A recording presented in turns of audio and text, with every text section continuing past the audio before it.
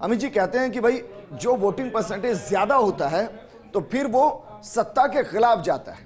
आपको लगता है कि ऐसा राजस्थान में हो रहा है, या फिर आपको ये लग रहा है कि नीतियां इतनी दमदार थी कि लोग घरों से बाहर निकल रहे हैं और वोट डाल रहे हैं? देखिए, मेरा मानना है कि अधिकतम मतदान लोकतंत्र को मजबूत करता है। सत्ता के पक्ष में जाता है, सत्ता के विपक्ष में जाता है, ये एक अलग विषय हो सकता है। डिबेट के ऐसे बहुत सारे उदाहरण हो सकते हैं जब सत्ता के पक्ष में गया होगा, ऐसा भी उदाहरण हो सकता है जब सत्ता के विपक्ष में गया होगा। लेकिन निश्चित रूप से डेमोक्रेसी अगर इसी से मजबूत होती है तो लोकतंत्र मतदान से होती है। और मैं समझता हूँ धीरे धीरे जब हम देख रहे हैं, अगर आप 10-20-50 साल की पुरानी देखेंगे तो हमारा जो लोकतंत्र है वो लगातार मजबूत हो रहा है, लोग जागरूक हो रहे हैं और लगातार मतदान प्रतिशत में बढ़ोतरी हो रही है। तो निश्चित रूप से अभी 4 घंटे बाकी हैं और 6 बजे तक जितने लोग पोलिंग बूथ में अंदर चले जाते हैं, जब रात को 8 बजे, 9 बजे, 7 बजे, निश्चित रूप से मैं मान रहा हूँ कि इस बार भी पुराना रिकॉर्ड टूटेगा और राजस्थानी जनता कीर्तिमान मतदान करेगी। प्रचार में थी अमित जी, आपने भी नोट की होगी, जब बीजेपी प्रचार में थी तो राजस्थान, फिर कमल का निशान और फिर प्रधानमंत्री मोदी आपके ये गले में जो पट्टा है उस पर दिखाई दे रहे थे। बिल्कुल। आज हम सुबह से देख रहे हैं कि जो बीजेपी के नेता आए हैं उसमें कमल तो है लेकिन ऊपर प्रधानमंत्री मोदी नहीं है। ये पट्टे चेंज हो गए या पुराना पहन के आ गए? मैं समझता हूँ कम से कम मैंने 200 डिबेट फर्स्ट इंडिया चैनल पर की होंगी। आप सबकी क्लिप ही निकाल लीजिए। मैं समझता हूँ आपको 200 में से लगभग 200 बार, 198 बार, 199 बार कमल का फूल नजर आया होगा। और मैं समझता हूँ मैं आपको बताऊँ, कमल का फूल वो है जिसमें सब समाहित है। कमल का फूल हमारी आत्मा है, हमारी पहचान है। मोदी जी हमारे नेता हैं। कमल, ये मान लीजिए कि पार्टी में आज से जब पार्टी की स्थापना हुई तब भी कमल था, आज भी कमल है, आगे भी कमल रहने वाला ही है।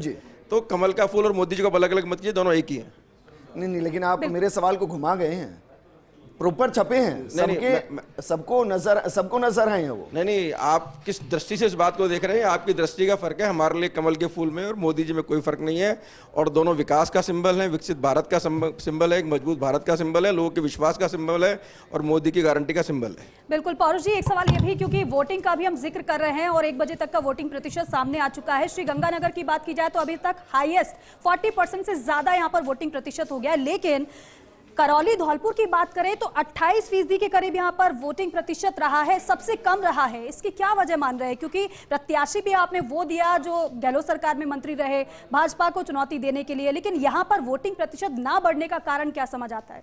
देखिए, मैं इस बात को कहना चाहूंगा कि वोटिंग परसेंटेज जो पिछले चुनाव में ज्यादा रहा, उसका रीजन ये था कि 2014 में तो भारतीय जनता पार्टी ने हमारे खिलाफ जो एक तथाकथित तौर पे जो माहौल बनाया था, उसके बाद 2019 के चुनाव आते हैं तो उस समय भारतीय जनता पार्टी 2014 में जनता से किए गए अपने वादे और साथ ही साथ हमारे ऊपर लगाए गए आरोप, उन पर कोई कार्रवाई नहीं हो पाती। ना वादों पे कार्रवाई करती भारतीय जनता पार्टी, ना हमारे ऊपर लगाए गए आरोपों पे कार्रवाई करती। तो भारतीय जनता पार्टी के पास कोई चुनावी मुद्दा नहीं था। परंतु दुर्भाग्य से उस समय पुलवामा में हमारे भारतीय सेना के बहुत बड़ी संख्या में जवान शहीद हुए और भारतीय जनता पार्टी की बेशर्मी आप देखिए, भारतीय जनता पार्टी ने एक राजनीतिक गरिमा के खिलाफ जाकर के, एक संवैधानिक मूल्यों के खिलाफ जाकर के प्रधानमंत्री जी ने खुद ने और भारतीय जनता पार्टी के तमाम नेताओं ने शहीदों के नाम पर वोट मांगे। तो पिछला वाला जो चुनाव था वो भारतीय जनता पार्टी को के प्रति नहीं था, वो बल्कि जो देश के शहीद हुए उनके प्रति देश के लोगों की श्रद्धांजलि। परंतु इस बार विश्लेषण आगे बढ़ाते हैं। आप ये कह रहे हैं कि कांग्रेस इनको मुद्दा नहीं मान रही कि राम मंदिर का निर्माण इतनी सदियों के बाद हुआ, पहला सवाल। 370 जिसके लिए कहा जाता था कि असंभव है, उसको हटा दिया, दूसरा सवाल। इसके अलावा ट्रिपल तलाक जो एक तरीके से महिलाओं के ऊपर कुठाराघात था, उत्पीड़न था, उसको हटाया, ये सवाल। और CAA के जरिए जो पीड़ित थे उनको यहां नागरिकता देने का काम किया गया है, चौथा सवाल। आप कह रहे हैं कि इस बार ये मुद्दे नहीं है। देखिए, मैं आपकी बातों का जवाब क्रमशः देना चाहूंगा। देखिए, राम मंदिर की जहां तक बात है, राम मंदिर का जो मसला है वो सुप्रीम कोर्ट में काफी वर्षों से पेंडिंग पड़ा हुआ था और सुप्रीम कोर्ट के निर्णय के अनुसार राम मंदिर बना।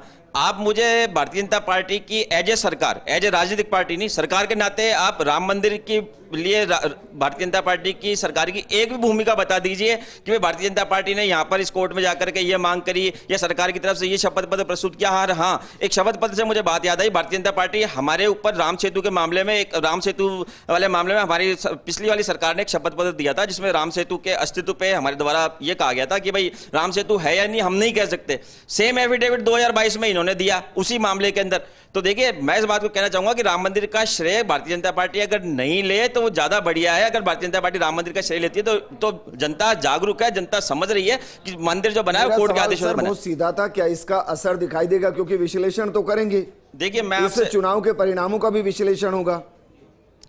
मैं आपसे इस बात को कहना चाहूंगा कि जनमानस को प्रभावित करने वाले मुद्दे, चाहे वो महंगाई हो, चाहे वो बेरोजगारी हो, चाहे वो आंतरिक सुरक्षा का मसला हो, चाहे वो भ्रष्टाचार का मसला हो, भारतीय जनता पार्टी इन चारों ही मामलों में बिल्कुल विफल रही। मैं चाहूंगा कि भारतीय जनता पार्टी के प्रवक्ता से आप पूछें कि इनके द्वारा जो अभी घोषणा पत्र जारी किया गया, क्या उसमें महंगाई कम करने की कोई बात कही गई? नहीं कही गई। क्या भारतीय जनता पार्टी ने रोजगार के मामले में बात की? कहां तो 2014 से पहले प्रधानमंत्री जी 2 करोड़ रोजगार प्रतिवर्ष देने की बात करते थे। इस बार आपने अपने घोषणा पत्र में महंगाई को और रोजगार को छुआ ही नहीं है आपने। आप देखिए कहां पुराने वीडियो आते थे जहां प्रधानमंत्री जी जब मुख्यमंत्री थे गुजरात के, जब कहते थे बोले नहीं किसानों को एमएसपी होनी चाहिए, स्वामीनाथन कमेटी लागू होनी चाहिए, किसानों के मुद्दे में मौन है इनका घोषणा। अभी देश में महंगाई दर कितनी है? देखिए महंगाई दर के मामले में आपसे इस बात को कहना चाहूंगा कि देखिए महंगाई तो बढ़ी रही है ना। आप कम तुलना कीजिए, आप तुलना कीजिए ना, आप तुलना कीजिए हमारे टाइम में जब $120 प्रति बैरल का पेट्रोलियम के मूल्य के पदार्थों के भाव होते थे अंतर्राष्ट्रीय स्तर पे, तब हमारे द्वारा 70 रुपए में पेट्रोल बेचा गया और इनके समय तो $35 तक जाकर के भाव आया था, तो भी इन्होंने उसको 100 रुपए के लगभग इन्होंने पेट्रोल को बेचा। उसके अलावा खाद्य तेल की देखिए आप, हमारे टाइम में 70 रुपए में 60 रुपए जो खाद्य तेल मिलता था वो 150 रुपए तक जाकर के आया। और महंगाई के अलावा आप बहुत सारी चीजें है ना, आप रोजगार के मुद्दे पे बात कीजिए, सेना को अग्निवीर बना करके देश के युवाओं के भविष्य के साथ खिलवाड़ किया गया। परुष भारद्वाज, आप ये कह रहे हैं ना तो किसान के अनाज का मूल्य बढ़ना चाहिए था, ना दलहन तिलहन के मूल्य बढ़ने चाहिए थे, किसान को फायदा होना ही नहीं चाहिए। नहीं, आप स्वामीनाथन कमेटी लागू कीजिए ना, स्वामीनाथन कमेटी की सिफारिशें लागू कीजिए ना, किसानों के लिए एमएसपी लागू कीजिए ना। राज्य सरकार वाले मामले में देखिए 27 रुपए का इनका वादा था, इन्होंने खाली 150 रुपए बढ़ाया एमएसपी के ऊपर। परुष भारद्वाज जी, स्वामीनाथन रिपोर्ट कब आई? स्वामीनाथन रिपोर्ट कब आई उससे मतलब नहीं है। सरकार में कौन है? सरकार में कौन है? मान लीजिए कि हमारे समय में कोई कमी रही तो उसको, हमारी सरकार में कमी रही जब तो भारत की जनता ने 2014 में हमारे को पदच्युत किया ना, हमारी सरकार को हटाया ना वहां से। उसके बाद में इनकी सरकार बनी। जो मुद्दे लेकर के आए इनको पूरे करने चाहिए ना। आप इनसे पूछे ना कि 2 करोड़ रोजगार पे इन्होंने क्या किया, इनसे आप पूछे कि काले धन पे क्या किया। और हाँ, काले धन पे तो इन्होंने एसआईटी बनाई थी ना, पूछे आप इनसे कि इन्होंने काले धन पे क्या किया। पेट्रोलियम पदार्थों को मूल्य कम करने की बात की थी, क्या हुआ? इनकम टैक्स को, अपर मिडिल क्लास को इन्होंने टैक्सेशन से छूट देने की बात की थी, क्या हुआ? अब भ्रष्टाचार जो उस समय का जो सबसे बड़ा समूचा गठबंधन जमीनी स्तर के मुद्दों को उठा रहा है। लेकिन यहाँ पर किस तरीके से आप देख रहे हैं, क्योंकि बीजेपी नेशनल मुद्दों की बात कर रही है और ये कह रही है कि बीते 10 साल में हमने जो वादा किया था वो पूरा कर लिया। मतलब 370 धारा 370 की बात कर ली जाए, राम मंदिर का मुद्दा हो या फिर महिलाओं के आरक्षण का मुद्दा हो, 3 तलाक का मुद्दा हो। लेकिन इससे इतर अगर इस बार के चुनाव की बात करते हैं, लोकल मुद्दों का वाकई में ज्यादा जिक्र नहीं हुआ, लेकिन नेशनल मुद्दे हावी रहे हैं। तो क्या आप ये मान रहे हैं कि अगर लोकल मुद्दों का ज्यादा जिक्र होता तो पार्टी के लिए चुनौती ज्यादा होती? देखिए मैं एक बात बताना चाहता हूँ, हमारे मित्र ने बहुत सारी बातें कही। हमारे माइक लीजिए ना। मैं एक बात कहना चाहता हूँ, हमारे कांग्रेस के मित्र ने मुद्रास्फीति पे सवाल उठाया, बढ़ती महंगाई पे सवाल उठाया और आपके एंकर ने पूछा कि मुद्रास्फीति की दर क्या है तो बता नहीं पाए। तो मैं उनको बता देता हूँ कि पिछले आपकी सरकार के यूपी के कार्यकाल में मुद्रास्फीति हमेशा दोहरे अंकों में थी और भारतीय जनता पार्टी के शासनकाल में कभी 6% से ऊपर नहीं गई और आज 5% से नीचे है। पहली बात, उन्होंने बेरोजगारी की बात की तो मैं आपको बता दूं कि पूरे भारत के अंदर जब मोदी जी की सरकार बनी 2014 से पहले तो 11 किलोमीटर पर डे सड़क बनती थी, आज 38 किलोमीटर पर डे सड़क बनती है। पहले आप ये देखिए 2 मोबाइल की फैक्ट्रीज हुआ कर देश में, आज हम देश पूरे वर्ल्ड के अंदर 2nd नंबर पर एक्सपोर्ट कर रहे हैं। पहले हम इंपोर्ट करते थे, हम एक्सपोर्ट कर रहे हैं। आत्मनिर्भर भारत के आप देखो, भारत में 100 यूनिकॉर्न कंपनीज बनी है। किस तरह से प्रधानमंत्री मोदी जी के आने के बाद में किसान की जो फसल का मूल्य है, ये स्वामीनाथन कमेटी की बात की आपने पूछा रिपोर्ट कब आई, ये उसका भी नहीं बता पाए।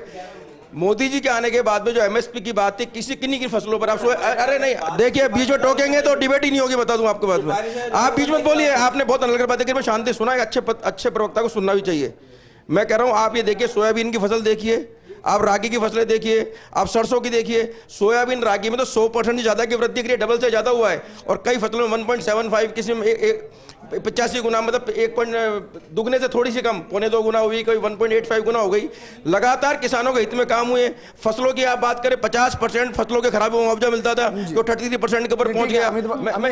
आप ये कह रहे हैं कि भाई किसान आंदोलन तो बेवजह हुआ, देखिए दिल्ली में धरना बेवजह दे रहे थे, देखिए मेरी बात, अभी भी बॉर्डर को जाम किया गया, बेवजह कर रहे थे। देखिए मेरी बात सुनिए, कह रहे हैं ना, देखिए मेरी बात सुनिए, हर चीज की एक परिस्थिति होती है, कार्य होता है, एक समय होता है। बहुत बार ऐसा होता है कि जब हम कोई भी आज निर्णय लागू करते हैं, कोई निर्णय लाना चाहते हैं, तो बहुत सारे देश में ऐसे होते हैं पक्ष विपक्ष। आज हम सरकार में है, 2 बार से लगातार सरकार में है, लेकिन आप उसके बावजूद भी लोग कांग्रेस को 20, 22, 25% वोट मिल रहा है ना देश के अंदर। 100% वोट तो किसी को मिलता ही नहीं है कभी भी, जी। लेकिन हमारे को मिल रहा है। तो देश में जब हमारे को योजना लाते हैं तो बहुत से लोग उसके विरोधी भी होते हैं। एक खास पैनल हमारे साथ बना हुआ है। बीजेपी से अमित है हमारे साथ और कांग्रेस से परुष है हमारे साथ। अमित, सवाल अधूरा रह गया था जिसका जवाब आप दे रहे थे कि जो वादे किए गए, जो मुद्दे उठाए गए, उन पर कभी स्पष्टीकरण और व्हाइट पेपर आया नहीं कि देखिए हमने ये कहा था, ये कर दिया। देखिए विजेंद्र भाई, सबसे बड़ी लोकतंत्र में अगर कोई न्यायाधीश होती है, जनता होती है। और आप लगातार ये देख रहे हैं कि जनता भारतीय जनता पार्टी में और हमारे नेता नरेंद्र मोदी जी में लगातार विश्वास दर्शा रही है। मतलब किसी भी एग्जाम, अगर लोकतंत्र में, राजनीति में जनता के बीच जाना और जनता का विश्वास हासिल करना सबसे बड़ा एग्जाम है। नहीं तो जनता 5 साल बाद आपको घर बैठा देती है अगर आप परीक्षा में पास नहीं हो तो।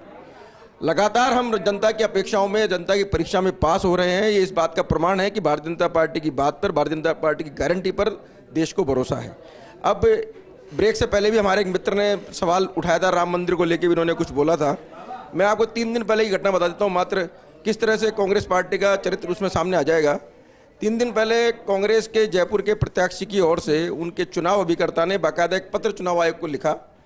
उन्होंने लिखा कि जयपुर के अंदर ये जो भगवा झंडे लगे हुए हैं, जिस पर भगवान राम का चित्र था, जिस पर ओम का चित्र था, इससे एक पार्टी विशेष को लाभ होगा और इससे धार्मिक भावनाएं आहत हो रही हैं।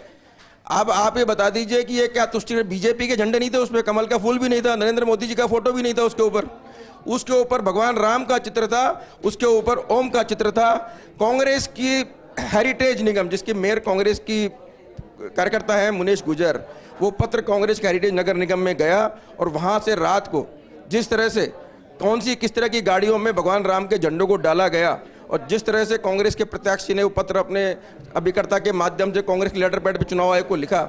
आप कांग्रेस की जो होता है ना कि अपन पढ़ते हैं रामायण के जमाने में कि हनुमान जी एक संजीवनी बूटी लेने जा रहे थे और एक काले में राक्षस रास्ते में बैठ गया, राम राम राम राम राम राम करके, कि किस तरह से भी हनुमान जी को थोड़ा रोका जाए जिससे वो लक्ष्मण जी के लिए संजीवनी बूटी लाने में लेट हो जाए। इसी तरह का चरित्र कांग्रेस का भी है। आज एक लंबी लंबी बड़ी बड़ी बातें करते हैं, लेकिन जब भी मौका पड़ता है इस तरह की घटनाएं होती रही हैं। इनके 5 साल के राज में भी आपने देखा किस तरह रामनवमी के जुलूसों पर भी रोक लगवाई गई, बीच में डीजे पर रोक लगवाई गई, भगवा झंडों पर रोक लगा दी गई। और आप ये देखिए, जब रमजान का महीना था तो इनकी तरफ से लेटर निकलता है इनके विभाग का कि रमजान का पवित्र महीना है, किसी की बिजली नहीं कटनी चाहिए, और रामनवमी पे लगातार बिजली कटती थी। तो मैं कह रहा हूं कि कांग्रेस पार्टी का चाल चेहरा चरित्र सबके सामने। एक बात और मैं कहना चाहूंगा, इन्होंने एक विषय और। अमित जी भाई, चलिए इस बात को आप पूरा कीजिए आगे। तो ये बताइए कि उत्तर भारत की वो सीटें गिनाइए जहां आपने मुस्लिम कैंडिडेट को मैदान में उतारा है। देखिए मेरी बात समझिए, हर पार्टी की अपनी एक चुनावी स्ट्रेटजी होती है। भारतीय जनता पार्टी की अपनी है, कांग्रेस की अपनी है।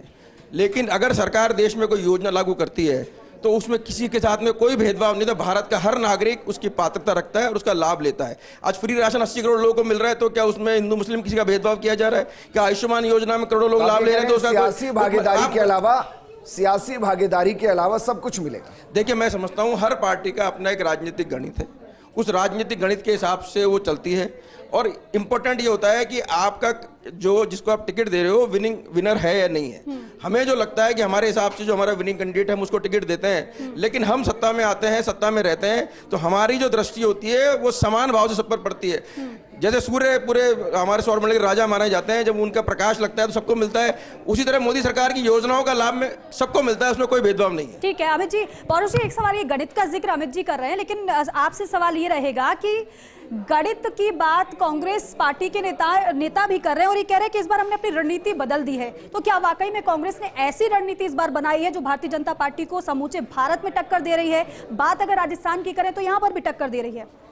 देखिए मैं इस बात को कहना चाहूंगा कि भारतीय जनता पार्टी ने 400 का जो आंकड़ा बोला, तो आप इनसे इस बात का सवाल कीजिए कि आपके पास अब तक की जो सीटें आई उसके अलावा आप कौन सी सीटें लाने के लिए जा रहे हैं, और क्या आपके पास जो अभी सीटें, क्या वो आपके यहाँ से आप चुनाव हारेंगे नहीं वहां पे? तो ये सिर्फ एक मनोवैज्ञानिक एक प्रेशर बनाने वाली रणनीति है भारतीय जनता पार्टी की। आप 400 के, आप 600 बोलो ना। साइकोलॉजिकली जो भारतीय जनता पार्टी ने प्रेशर बनाया, आप लोग प्रेशर में आ गए? नहीं, हम इस प्रेशर में नहीं आए। और देखिए हमारी तरफ से तो भारतीय जनता जवाब देगी इस बात का। मैं आपको कहना चाहूंगा कि ये वाला जो चुनाव है ये हर बार के चुनावों की तरह कोई साधारण चुनाव नहीं है। क्या अलग लग रहा है इस बार? ये चुनाव हर बार के चुनाव की तरह साधारण चुनाव नहीं है। ये चुनाव देश के लोकतंत्र को बचाने का है, देश के संवैधानिक संस्थाओं को बचाने का है, देश के संवैधानिक ढांचे को बचाने का चुनाव है। आप देखिए, मैं अपनी बात कहना चाहूंगा। ये इन्होंने जैसे अभी पहले कहा कि मैंने इनसे पूछा कि राम मंदिर के बारे में, मैंने पूछा भारतीय जनता पार्टी, मतलब मैं ये सबसे सुन रहा हूं सुबह से, जो भी पैनल में आ रहा है वो ये कह रहा है कि भाई संविधान खतरे में है।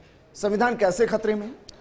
मैं आपसे इस बात को कहना चाहूंगा कि आप किसी देश के लिए तो आप कह देंगे कि साहब ये देश हमारे से चिढ़ता है इसलिए कह दिया। अंतर्राष्ट्रीय सरकार होती है ना यूएनओ, उसने भारत में चुनाव के दौरान, देखिए सुनिए एक मिनट, मुझे विजेंद्र जी मुझे मेरी बात कंप्लीट कर लेने दीजिए। आप चुनाव के समय में सिर्फ गवाह के आधार पर आप एक राज्य के मुख्यमंत्री को उठा करके आप बंद कर देते हैं, आप एक पुराने मामले के अंदर उठा करके आप देश की सबसे पुरानी पार्टी के बैंक खाते सीज कर देते हैं।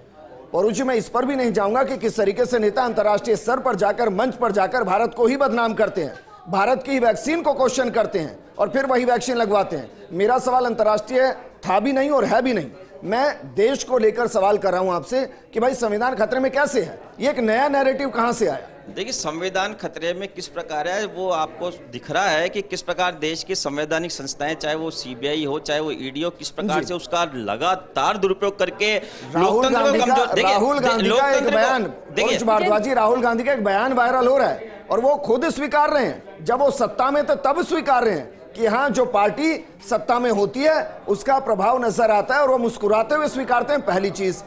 दूसरी चीज, मैं फिर अपने सवाल पर वापस लौट रहा हूं, संविधान खतरे में है, ये नैरेटिव कहां से आया? देखिए नैरेटिव वाली बात नहीं है, ये तो देश की जनता देख ही रही है ना। आपने जब चुनाव के समय में आपने दिल्ली के मुख्यमंत्री को सिर्फ एक दो बयानों के आधार पे आपने गिरफ्तार कर लिया, जबकि होना ये चाहिए था कि आप राज्य के मुख्यमंत्री को यदि आप गिरफ्तार करते तो आपकी फाइल पे मजबूत तथ्य होने चाहिए थे, मजबूत सबूत होने चाहिए थे। आपने ऐसे लोगों के गवाही के आधार पे कि जिन्होंने भारतीय जनता पार्टी को इलेक्टोरल बॉन्ड में चंदा दिया। सर एक तरफ जब संजय सिंह को जमानत मिलती है तो कहते हैं कि कोर्ट सही काम कर रहा है, जब अरविंद केजरीवाल की जमानत खारिज होती है तो आप कहते हैं कोर्ट सही से काम नहीं कर रहा है। और इसलिए फर्स्ट इंडिया ने आज पता है पहली तस्वीर क्या दिखाई? हमने पहली तस्वीर आज मॉक पोल के वक्त की दिखाई।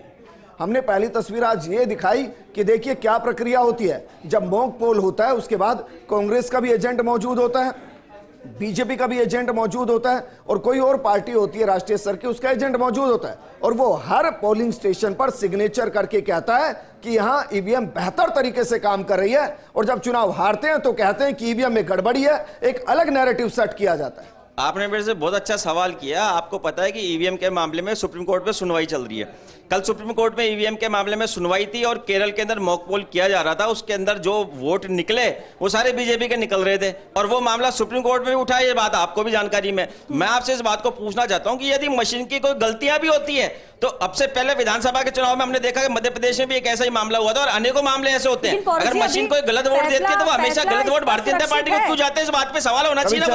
कांग्रेस को भी जा सकते थे, किसी दूसरी पार्टी को भी जा सकते थे। चैलेंज क्यों नहीं किया? आपको बहुत अच्छे से जानकारी है कि 6 महीने तक स्ट्रॉन्ग रूम के अंदर किसी भी चुनाव के परिणाम की ईवीएम रखी होती हैं और उसकी सीरियल कोड बाकायदा पार्टियों के पास होती है और ये अथॉरिटी होती है कि कभी भी जाकर आप क्रॉस चेक कर सकते हैं। ये अथॉरिटी होती है 6 महीने के लिए।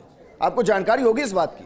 मैं आपसे इस बात को कह रहा हूं कि मॉक ड्रिल में जो कल सुप्रीम कोर्ट में भी मामला उठा, केरल के अंदर जो मॉक ड्रिल के वोट जो सारे गए थे वो बीजेपी को क्यों गए? आप इस बात का सवाल पूछे ना भारतीय जनता पार्टी से। और आप क्या सवाल पूछेंगे, मैं क्या सवाल पूछूंगा? कल तो बाकायदा सुप्रीम कोर्ट के जजेस ने पूछे ना सवाल ये, तो ये जवाब तो उनको देना है ना, ये जवाब हमें थोड़ा देना है। सवाल ये मॉक ड्रिल हमने थोड़ा करवाई थी वहां पे। वीवीपैट के अंदर जो पर्चियां गिर रही हैं, क्या उन पर्चियों को हम उन वोटर्स को दे सकते हैं जिन्होंने वोट डाला? और आगे जवाब देता हूं, इलेक्शन कमीशन की तरफ से यह कहा गया कि अगर ऐसा किया गया तो उसके परिणाम अलग होंगे, क्योंकि उससे यह पता चलेगा कि किसने किसको वोट दिया। उससे जो पॉलिटिकल पार्टी या नेता जिनको वोट नहीं गया है वो उनको हार्म कर सकते हैं अगर वो सत्ता में आए तो। यह है सर पूरी खबर। अब बढ़िया आगे देखिए, मैं इस बात को कहना चाहूंगा कि कल सुप्रीम कोर्ट के निर्णय वाली तारीख तो थी नहीं, डिस्कशन चल रहा था, सभी पक्ष अपनी अपनी दलीलें दे रहे थे। हो सकता है चुनाव आयोग की इस दलील में दम हो, परंतु बात तो चुनाव सुधार की चल रही थी ना। और साथ में ये चल रही थी कि जो वीवीपैट की मशीन में से जो पर्ची निकलती है उसकी गिनती होनी चाहिए। तो निश्चित तौर पे यदि उसकी गिनती होती है तो कांग्रेस पार्टी इसका स्वागत करेगी। अब मत दीजिए पर्ची उसको घर ले जाने के लिए, मत दीजिए। चलिए ठीक है, इस बात को लेकर के कांग्रेस पार्टी ने, इंडिया गठबंधन ने ऑब्जेक्शन थोड़ा ना करा इस बात को। चुनाव आयोग ने कोई नई बात अगर लेकर के वो बात वाकई में बात गले उतरने वाली बात है, सही बात है, तो कांग्रेस पार्टी उसका समर्थन करेगी। परंतु मैं इस बात को कहना चाहूंगा कि जो मुद्दे थे वीवीपैट का ग्लास डार्क क्यों किया। और आप जब अमित जी सवाल ये है कि जिस तरीके से ऑपोजिशन की तरफ से समूचा विपक्ष इस बात को उठा रहा है कि हम संविधान को बचाएंगे, संविधान खतरे में है, कई बार उठाया गया, लेकिन लेकिन जिस तरीके से भारतीय जनता पार्टी के प्रत्याशियों की तरफ से भी, पार्टी के नेताओं की तरफ से भी संविधान को लेकर, संविधान बदलने को लेकर बयान दिए हैं, लेकिन ऐसे में आपको क्या लगता है कि एक वोट बैंक इस बयान से प्रभावित हुआ है और यही वजह रही कि बीजेपी के दिग्गजों की तरफ से बाद में स्पष्टीकरण दिया गया कि हम संविधान नहीं बदलने जा रहे, बल्कि जो बदलेगा उसे भी हम होने नहीं देंगे? देखिए दीपिका जी, मैं बता दूं, आज़ादी के बाद में अब तक 2014 तक 2023 तक 24 तक सैकड़ों बार संविधान में अलग अलग समय पर अलग अलग सरकारों ने संशोधन किए हैं। संशोधन एक सामान्य प्रक्रिया है। संशोधन पहले भी होते रहे हैं, आगे भी आवश्यकता पड़ने पर संशोधन होंगे। 370 हटा तो कुछ ना कुछ संशोधन हो, जब भी हटा। मेरा कहने का मतलब यह है कि उन्होंने 3 बातें इस विषय पर आई। उन्होंने कहा था बीजेपी का 400 पार का नारा है, साइकोलॉजिकल प्रेशर डालने के लिए बनाया गया है। भैया आप भी बोल दो 400 पार, कांग्रेस अगर जनता आप पर भरोसा करे तो आपको कौन मना कर रहा है? आप भी बनाओ साइकोलॉजिकल प्रेशर, आपको बनाना चाहिए था। अगर इससे साइकोलॉजिकल प्रेशर बनता है और जनता में विश्वास नहीं आता है तो आप भी लगा दो नारा। लेकिन हमने तो आपको रोका नहीं। एक मिनट, समस्या ये है अमित गोयल जी, सुनिए भाई, समस्या ये है कि संशोधन और बदलने में अंतर है। कैसे अंतर है कि अभी आपका फ्रेम अच्छा नहीं आ रहा है, दिखने में आपका फ्रेम अच्छा नहीं है, इसको संशोधित करते हैं, आपको कुर्सी पर बैठाते हैं, फ्रेम अच्छा आएगा। ये तो हुआ संशोधन। और आप अच्छे नहीं दिख रहे हैं, आपसे हम सहमत नहीं है और आपको यहां से हटा के दूसरे प्रवक्ता को ले आए, ये जो अच्छे से बोले, ये होता है बदलाव। सर, दोनों में बहुत अंतर होता है। मैं आपको बता दूं, देश के प्रधानमंत्री जी का हर सभा में लगातार, क्योंकि विपक्ष इस तरह का नैरेटिव बनाने का प्रयास कर रहा है। देखिए लगातार जो कार्रवाई ईडी ने, सीबीआई ने करी, लगभग 1 लाख करोड़ की संपत्ति अटैच हुई है पिछले 10 साल के अंदर। और आप देखेंगे पिछली बार कांग्रेस के यूपी के शासनकाल में क्या स्थिति थी, वो आपको पता, 2,500 करोड़ रुपए की संपत्ति अटैच हुई थी। जिस एक्ट में गिरफ्तारी हो रही है वो एक्ट भारतीय जनता पार्टी का लाया हुआ नहीं है, वो कांग्रेस शासनकाल में लाया गया एक्ट था। उसी एक्ट के तहत गिरफ्तारी हो रही है। अगर आप ये देखिए, अभी आप ईवीएम की बात कर रहे थे, अरे भाई कर्नाटक में सरकार बनाई आपने, अभी 18 में राजस्थान में बनाई, मध्य प्रदेश में बनाई, 3 बार दिल्ली के अंदर सरकार बनाई आम आदमी पार्टी ने। अब आप जीतते हैं तो आपको कोई समस्या नहीं है, तब तो सब कुछ ऑल वेल। आप हारते हैं तो, या हारने वाले होते हैं तो उससे पहले ही आप एक नया नैरेटिव खड़ा करने का प्रयास करते हैं, देश के अंदर अपने आप कवरिंग फायर देते हैं, किसी तरह से अपने हार को जस्टिफाई करना। जनता सब समझती है। देखिए समय के साथ सब चीज का बदलाव होगा। पहले हम आपके चैनल में आते थे, सामने हम बैठते थे, आप इधर खड़े होते थे, हमसे आप बैठ के इंटरव्यू करते थे। समय के साथ बदलाव हुआ, आज हम खड़े खड़े आपके साथ में डिबेट कर रहे हैं। तो समय के साथ आपको लगा कि बदलाव नहीं, हमने संशोधित किया, संशोधित कर लिया, बदलाव कर लिया, पहले से बेहतर किया, हमने संशोधित किया, बदलाव नहीं किया। समझता हूँ बहुत पहले भी मैं ही यहाँ खड़ा होता था, दीपिका खड़ी होती थी, आज भी वही खड़े हो रहे हैं। संशोधित किया गया। मैं भी वही था, मैं कह रहा हूँ, लेकिन पोजीशन में बदलाव किया, समय के साथ आपने रंग रोगन में बदलाव किया। मेरा सिंपल संशोधित किया। हाँ, मैं आपको ये कहना चाह रहा हूँ, तो देश में हम तो ये प्रयास कर रहे हैं कि 1 नेशन और 1 इलेक्शन, पूरे देश में एक साथ चुनाव हो। अगर लोग तो इस तरह का नैरेटिव उठाने का प्रयास भी कर रहे हैं, कांग्रेस के लोग, कि देश में चुनाव भी नहीं होंगे, और हम तैयारी कर रहे हैं कि देश में एक साथ चुनाव हो, देश के रिसोर्सेज खराब नहीं हो, देश का पैसा बचे, लोगों के जो बार बार आचार संहिता लगती है, लोगों को परेशानी होती है, उससे लोगों को निजात मिले। हम सुधारात्मक कदम उठाने का प्रयास कर रहे हैं। नारी शक्ति वंदना अधिनियम लाए और उसके अंदर महिलाओं को 33% आरक्षण मिलेगा। तो आप ये देखिए, वो इसलिए लाए ना कि वो संसद में चुन के जाएंगी। तो ये संविधान में संशोधन करके उनको अधिकार दिया गया ना।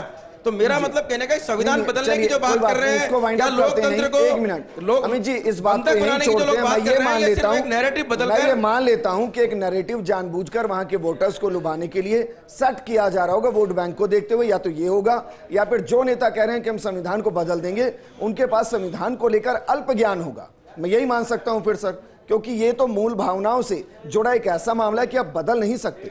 आप 500 भी ले आएंगे तो भी संविधान की मूल भावना को नहीं बदल सकते।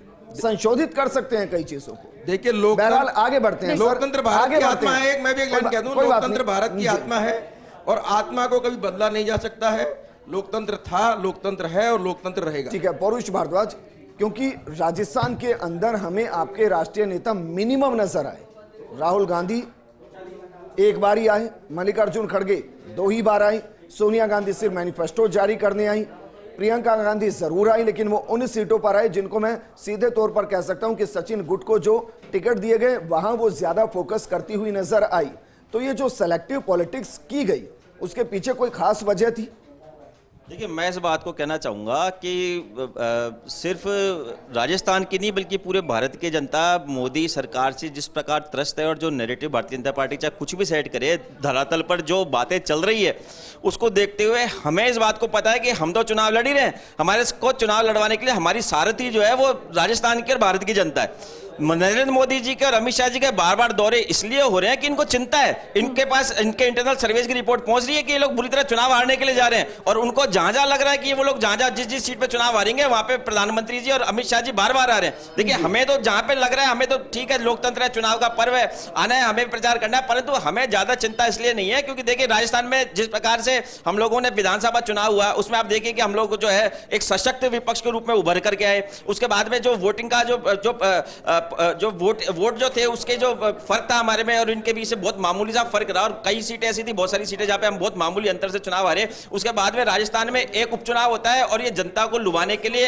अपने मंत्रिमंडल में उस उपचुनाव के प्रत्याशी को जगह देते हैं और उसको भी जनता चुनाव हरवा देती है। तो निश्चित तौर पर राजस्थान का मूड हम भी समझ रहे हैं, भारतीय जनता पार्टी के नेता भी समझ रहे हैं और जनता तो खैर है ही, जनता तो समझ। आप ये कह रहे हैं कि भारतीय जनता पार्टी के बड़े बड़े दिग्गज इसलिए आए कि ये इनके खिलाफ चुनौतियां हैं, तो क्या आप ये मान रहे हैं कि आपने जो प्रत्याशी उतारे इतने मजबूत है कि बड़े नेताओं के प्रचार प्रसार की जरूरत नहीं महसूस हुई आपको? देखिए, निश्चित तौर पे जिस प्रकार से हमारा इंडिया अलायंस हुआ और हमारे जो सहयोगी दल आए और हमने भी सहयोगी दलों के लिए जिस प्रकार से सीटें छोड़ी और सब लोग हम लोग मिलकर के जिस प्रकार हमारी रणनीति है, जब धरातल पे हमारी मजबूत पकड़ है और खास करके 10 साल की जो मोदी सरकार विरोधी लहर है, जनता का हर वर्ग इनसे त्रस्त है, चाहे वो किसान हो, चाहे वो युवा हो, चाहे वो महिला हो। एक एक सीट का विश्लेषण कर लेते हैं। आप कह रहे हैं सीकर में आप इतने कमजोर थे कि आपको लगा कि हम चुनाव नहीं जीत पाएंगे, सीपीएम से गठबंधन करते हैं।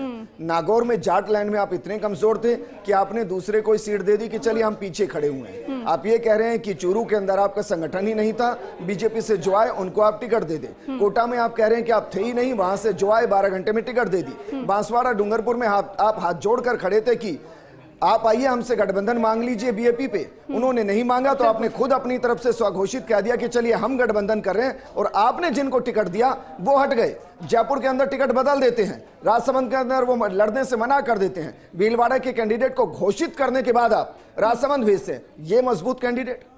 देखिए, ये सवाल तो मुझे लगता है कि अगर ये सवाल जयपुर शहर भी भूल गया मैं।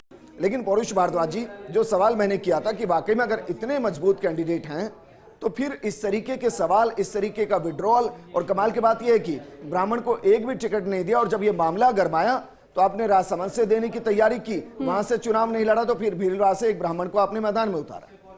देखिए, जिस प्रकार जिन परिस्थितियों में आप हमसे सवाल कर रहे हैं तो मुझे लगता है कि भारतीय जनता पार्टी में हमारे से ज़्यादा इस प्रकार की परिस्थितियां पूरे भारत के स्तर पर बनी है, परंतु चूंकि राजस्थान के संदर्भ में प्रश्न है तो मैं आपको इस बात को कहना चाहूंगा कि देखिए, सीकर के अंदर विधानसभा चुनाव के परिणामों में हमारी बहुत अच्छी स्थिति है, झुंझुनू में हमारी स्थिति बहुत अच्छी है, परंतु उसके बावजूद जैसा कि आपको पता होगा कि इंडिया गठबंधन जब बनने की बात हुई थी और इंडिया गठबंधन की जब पहली मीटिंग थी उसके बाद में राहुल गांधी जी का और माननीय खड़गे साहब का जो पहला स्टेटमेंट आया था वो ये था कि हम देश को बचाने के लिए हमें किसी के साथ कुछ भी सीट की किसी भी तरह की कुर्बानी देनी पड़ेगी तो हम लोग देंगे। राजस्थान में हमें लगा कि जो भी पार्टियां जो भारतीय जनता पार्टी की नीतियों से जो सहमत नहीं है वो हमारे साथ आकर के हमें कोऑपरेट करना चाहते हैं, हमें साथ चुनाव लड़ना चाहते हैं, निश्चित तौर पर उनके लिए हमने सीटें छोड़ी। तो देखिए, ये कुर्बानी देने का मतलब क्या समझे कि आपने अपनी कमजोरी को उजागर कर दिया? नहीं, कमजोरी वाली बात नहीं है, देखिए सहयोग वाली बात है। लोकतंत्र जो होता है वो समझौते से चलता है, सहयोग से चलता है। लोकतंत्र भारतीय जनता पार्टी की तरह हम लोग उसकी तानाशाही वाली भाषा थोड़ा ना बोलेंगे कि हम आपके और 400 पार, आपने देश के, आपने जनता के जनमत का आप सम्मान नहीं कर रहे, आपने जनमत का इंतजार नहीं किया और आपने अपने स्तर पे घोषणा कर दी 400 बार। ऐसा नहीं होता, राजनीति में जोड़ के सबको जोड़ के चलना पड़ता है। राजनीति डॉक्टर मनमोहन सिंह ने एक बयान दिया था कि मैं कड़े फैसले इसलिए नहीं ले पा रहा क्योंकि मेरी गठबंधन की सरकार है, इसको समझौता कहते हैं।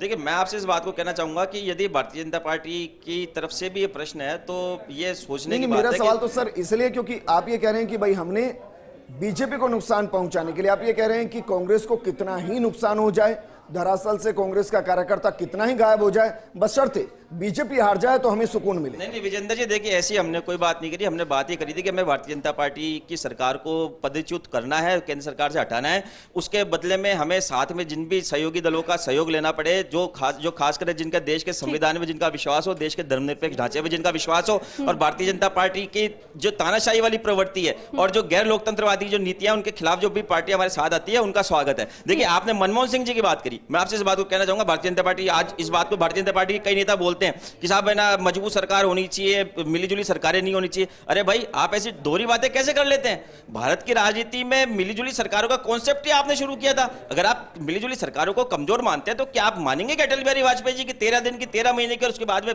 1 साल की 5 साल की जो सरकार थी उसके जो भी कार्य किए गए वो सब बेकार कार्य थे? आप ये बात को कहना चाहते हैं? देखिए, आपको आप परिस्थिति के हिसाब से बदलते हैं। आपको खुद को ये होश नेता, आपके नेता बोलते हैं साहब 70 साल में क्या किया। अरे भाई, 70 साल में तो आपकी भी सरकारें रही है, इस बात को आप कैसे भूल जाते हैं? तो मैं आपको इस बात को कहना चाहूंगा कि भारत में जो लोकतंत्र है वो उस लोकतंत्र का अर्थ सिर्फ ये नहीं होता कि आप तानाशाही के रूप में एक पार्टी कोई भी आ जाए और वो पूरा लेकर के आए। सबका साथ, सबका विकास सही मायने में तभी संभव है कि जब सरकार में परिलक्षित तो होगा। एक वोट से सरकार गिर गई थी यहाँ पर। अमित जी, एक सवाल ये भी है, जिस तरीके से कह रहे हैं पौरू जी कि हमने गठबंधन इसलिए किया है कि आपकी परेशानी को हम बढ़ा सके, तो क्या बांसवाड़ा, सीकर, नागौर यहाँ पर वाकई में गठबंधन चुनौती आपके लिए बन गया है, या फिर आप मान रहे हैं कि हमारी गारंटी में इतना दम है, हमारे काम में इतना दम है, कोई चुनौती नहीं है? देखिए, निश्चित रूप से भारतीय जनता पार्टी के काम में दम है। एक छोटा सा उदाहरण बता देता हूं आपको, उससे सारी जनता जो आपके फर्स्ट इंडिया को देख रही है उनको समझ में आ जाएगा। अशोक गहलोत जी का गृह जिला है जोधपुर। पिछली बार उन्होंने अपने बेटे को लड़ाया था चुनाव जोधपुर से। अब अशोक गहलोत जी वहीं से चुन के आते हैं, मुख्यमंत्री बनते हैं, 3 बार सूबे के मुख्यमंत्री रहे। क्या आवश्यकता पड़ गई अगर कांग्रेस पार्टी मजबूत थी तो उन्हें जालोर सुरे भेजने की? कहीं ना कहीं कांग्रेस पार्टी को भी ये पता है कि राजस्थान में नहीं, पूरे देश में जो उनकी स्थिति है वैसी की वैसी राजस्थान में भी है, और राजस्थान में भाजपा तीसरी बार 25 में 25 सीटों की हैट्रिक बनाने जा रही है। उसी का परिणाम है कि उन दूसरी सीट पर उनको ले जाया गया। और मैं आपको बता दूं, कमोबेश निर्णय वही आने वाला है, वही ढाक के 3 पात। वैभव गहलोत वहां से भी चुनाव हारने वाले हैं, निश्चित रूप से भाजपा कैंडिडेट वहां जीतेगा। चलिए, ये क्लियर बात। एक छोटे से ब्रेक के लिए हमें यहाँ रुकना है, लेकिन आप जिस तरीके से कह रहे हैं, मैं बीजेपी के दर्जन भर से ज्यादा नेता ऐसे गिना सकता हूं जो बाहरी हैं और वो चुनाव लड़ भी रहे हैं और चुनाव जीत भी रहे हैं। लेकिन ये फैसला जनता को करना होता है कि वो किस पर विश्वास जमाती है, किसको अपना प्रतिनिधित्व करने का मौका देती है और किसको संसद भेजती है। एक छोटे से ब्रेक के बाद जल्द लौट रहे हैं।